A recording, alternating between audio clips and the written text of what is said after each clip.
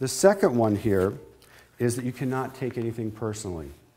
Now, we all like to take things personally because we think the world revolves around us, okay?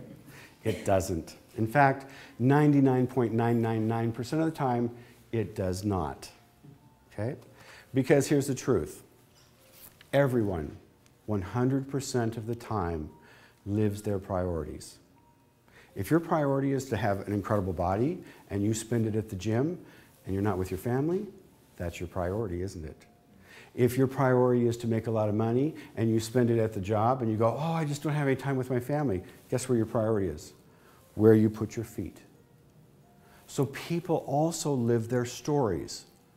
They live their stories and they will fight you for their stories. They will literally fight you for their stories. If I have the story that I can't have a relationship because I'm too fat, or I can't have a good job because I don't have a good education. If I don't put my feet where I can get an education, or I don't eat the right things, I'm living my priorities. Whatever the story is that people have, that is their priority. And it's just a story. Viktor Frankl was a psychiatrist during World War II, and he was in the concentration camps. He was actually in Auschwitz. And he survived. He was in there for 5 years and survived. The minimum time most people survived was 9 months. He was there for 5 years. What he did during that period of time was he looked at what the human condition was and why people survived and why people died.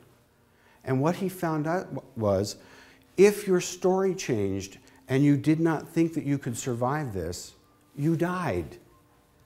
If you took the attitude and you made your story to, oh, this is something that I can survive. All I have to do is ABC.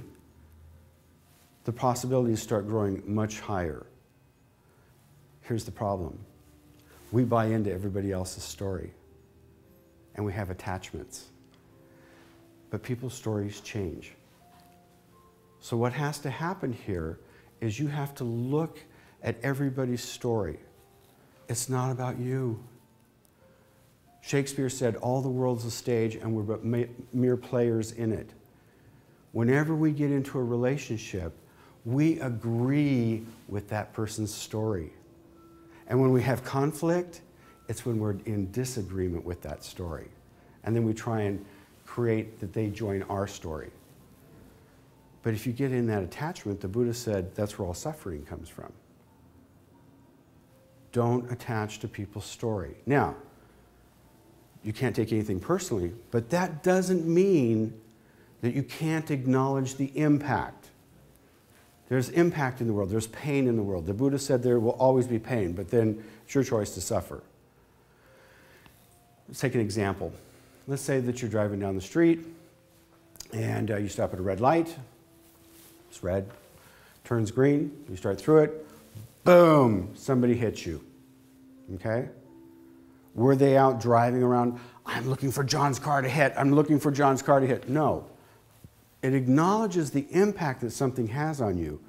Okay, I got to call my insurance company. Is everybody okay here? Do we need to get checked out at the hospital? Got to call the police. We got to make an insurance report.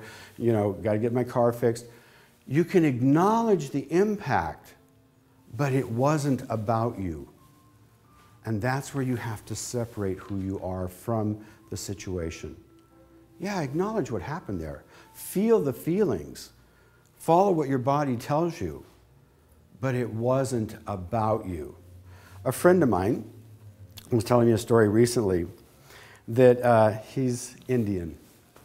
And he was talking about sometimes he gets in this space where he's behind another car and he wonders why the person just flipped him off. Okay? And he wants to make it personal about, it's the color of my skin because I'm Indian. No, it was probably because he didn't have a blinker on. Okay, and somebody got pissed off. Do you see how we can create a story to make our lives real and take it personally? So there's the next one. You cannot take anything personally.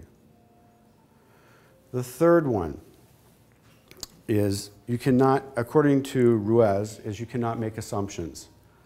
There's a lot of things we don't know in this world. There's a lot of things. We do not know. I'm going to switch that one around a little bit. You don't get to make a story. You don't get to make a story up about what is going on. Your human brain has a whole storehouse of experiences from your past. And a majority of them, about 85% of them, were laid down before the age of 8. Your brain, in a billionth of a second, will take your 5 senses of what you're experiencing for that moment and race right back to that data bank and go, is there anything similar here? Is there anything, doesn't have to be exact, it only has to be similar, okay? And because you survived it, you're there to think about it, it will say your reaction should be X. So, you've got 2 glasses of water, a hot coffee cup, and you've got a glass of iced tea. Your brain will go, similar, what did I do? Oh, I remember getting burned by the hot water, don't go near it. Or I don't like coffee, or whatever. And you will have a reaction, an immediate reaction. And if you're not aware to take pause, like they say in 12-step programs, if you don't take a moment to say, you know, that was when I was 8, that's not how it is when I'm 35. How would I like to react this way? And the same thing holds true for relationships. The exact same thing. Those things were laid down when you were very, very young, when you had no ability to organize, to compare, to judge, to analyze, to intellectualize, to moralize. You had no ability. For all of you that have kids, you see this.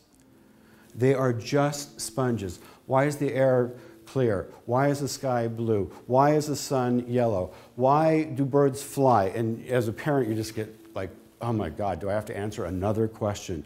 It's because they're just collecting information. And if you've seen, they're not making any kind of judgment.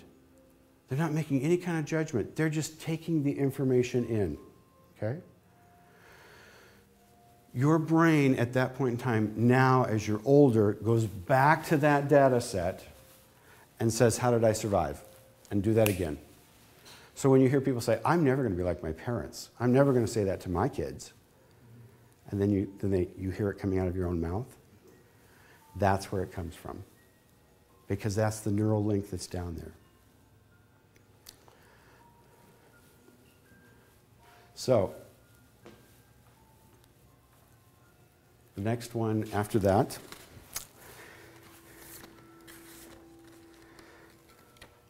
you have to also remember that whatever you tell yourself, you're going to make that your truth. And you're going to fight for it. Be careful what you tell yourself. Be careful what your ego tells you. You're not your ego. You are something else. Who's the one listening? Who is the one listening? Be careful of the stories because you will make that real. Many of you have heard this. What you focus on, you're going to get more of. Be careful of your story. It's like if you've ever bought a car and you're driving it off that parking lot. All of a sudden you see all those other cars on the street that are just like yours. It's because you're focusing on how good you feel about that car. And because you're focusing on that, your brain is set to see all the other ones just like it. So be careful of the voices that you listen to. A lot of times people will see me say, yeah, that's a really great story, but no, yeah.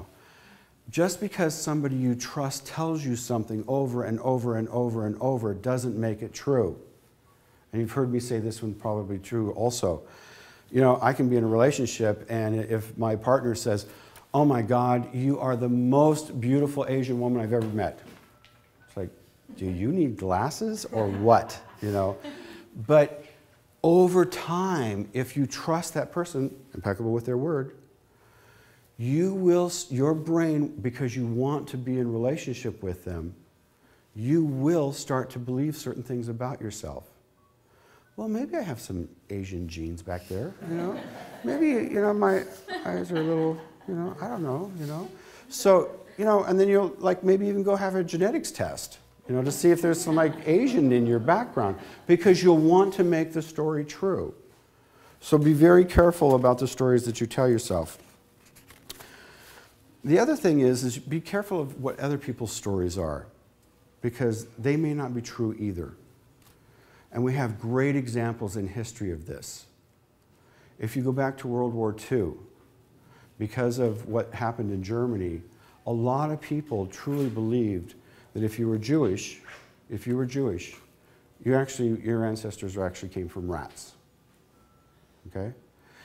One of the stories that's very rarely told is that the German Nazi propagandas, when the Americans actually landed on the shores, was they started telling the German women that black Americans were like apes, that they actually came from apes, they were an inferior race, and that when they came to Germany, they were going to rape them, and that they would have ape babies. Okay? The suicide rate in Berlin, when the Americans were on the outskirts, was almost 50% of the women in Berlin started committing suicide because they didn't want to get raped by an ape, because they knew that there were black soldiers coming. Be careful of the stories.